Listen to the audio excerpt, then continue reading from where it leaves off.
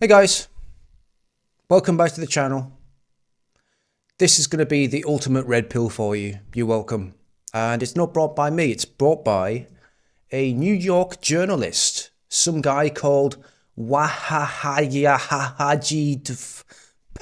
Ali. He's going to tell you exactly what brown people think of us and what they're doing to the West, and he's not gonna sugarcoat it. And I congratulate him for this. Actually, I think it's a good thing. Even though I think he's a piece of shit, he's the same colour as one. His people literally throw that on themselves as a national holiday.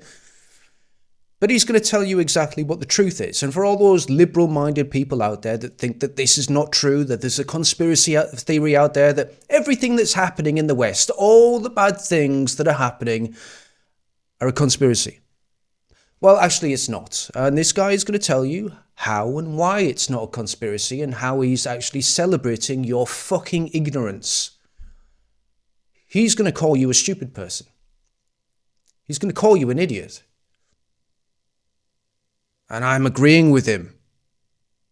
I mean, not the people that watch this channel. If this actually goes out to anyone that's not a subscriber by this point, because YouTube has locked this fucker down very tightly, hasn't it? But if it does actually reach new eyes out there, then please welcome this knowledge with open arms. Don't bury your head in the sand. These people are real.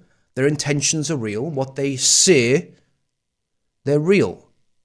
The only thing that isn't real is the politicians telling you that it's all a fantasy, that the invasion of the West, the Anglosphere, the dilution of the white race, and the eventual eradication of it, that's not real according to the politicians. But the people doing it and enjoying it and bearing the fruits of this invasion, they know it's real. And again, just listen to what he says. You have lost. You lost.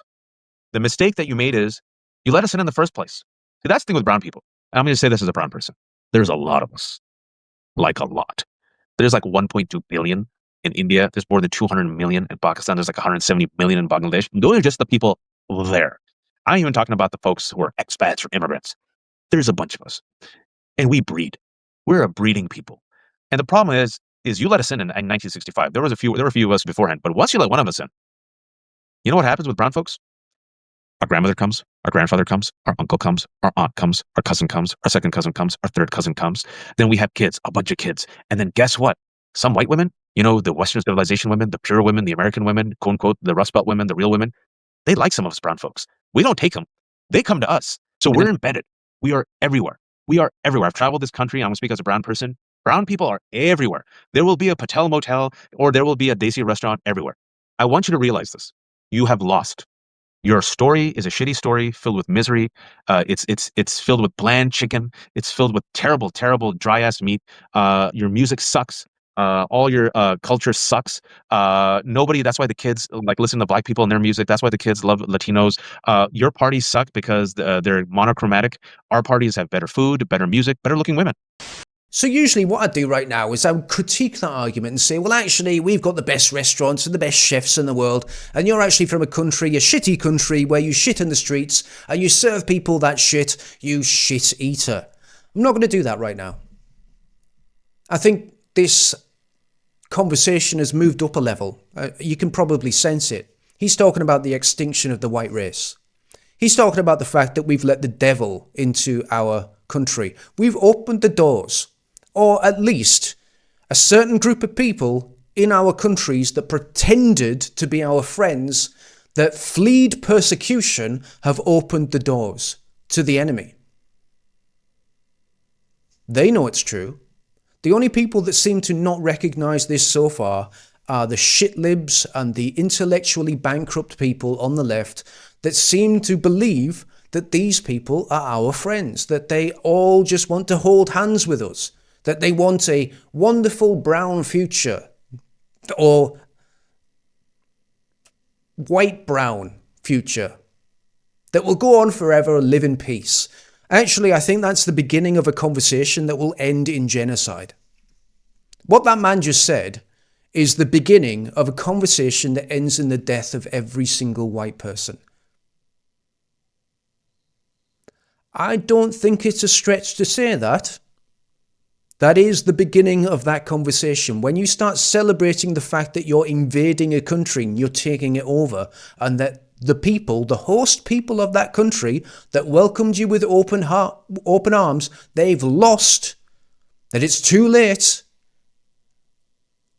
that's a declaration of war.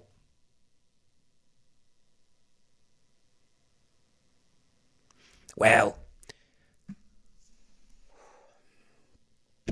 you know, I can't speak for everyone, but if it was me, I would start making it extremely difficult for every single person that looks like him and sounds like him to live in my country, in whatever small or large way that I can. Now, some of those ways will be completely legal, being rude to them, not holding the door open, cussing at them, maybe doing other things that are still legal but very, very fucking rude. And then it moves on from that. You know, you might be a person that might do illegal things, and I actually can't say that I would disavow that. If this is the attitude that they have coming into our countries, and they seem like it's a warlike attitude, then the very least I could recommend is to treat them like the shit that they are. That guy's a fucking dickhead. Not all of them are. That's the thing. And that's the thing you've got to struggle with. I'm of the opinion right now that I want every single one of them to leave. Every single one of them. And if you are married to one of them and they're a good person, then fuck it. They still have to leave and you can go with them. And by the way, if they're a top 1 or 2% earners, then have a quota on how many people are allowed in this country. And after that quota, the rest of them can fuck off as well. We had the very best countries on the globe. We had empires the world's never seen before, never will, ever again. And we did all this by ourselves. We don't need immigrants to make ourselves great. And we certainly don't need immigrants in our country that have came here and we've allowed them to be here and have a life and prosper and then say shit like that. I honestly believe we're drawing at the end of this stupid saga that we've been on, where we're trying to decide whether or not it's good or whether it's moral to actually push these people out of the country. I think we're at the end of this now. We're at the end of this road. These people recognise this. They're getting desperate. They're saying weird shit like this because they're desperate, okay? Then they don't think they've won. Anyone that thinks they've won would not need to say that. They would not need to come out with that.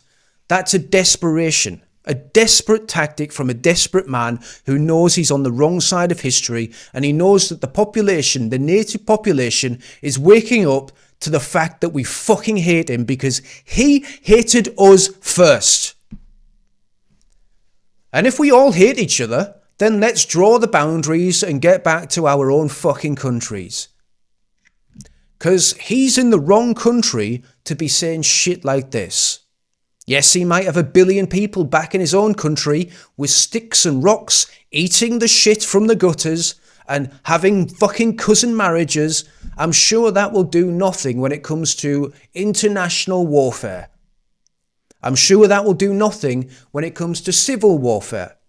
I'm sure that will do nothing when it comes to a white person walking down the street who recognizes his face and realizes that guy is the fucking enemy. Well, anyway, this is YouTube, so that's as far as I can go with this conversation. I am of the opinion now, guys, that I'm glad they're finally telling us exactly what they were doing all along. Now it's up to you guys to decide whether or not you'll accept it. You want to roll over like a dog and accept that guy doing whatever he wants to your family or your future? Or do you want to do something different? See you later.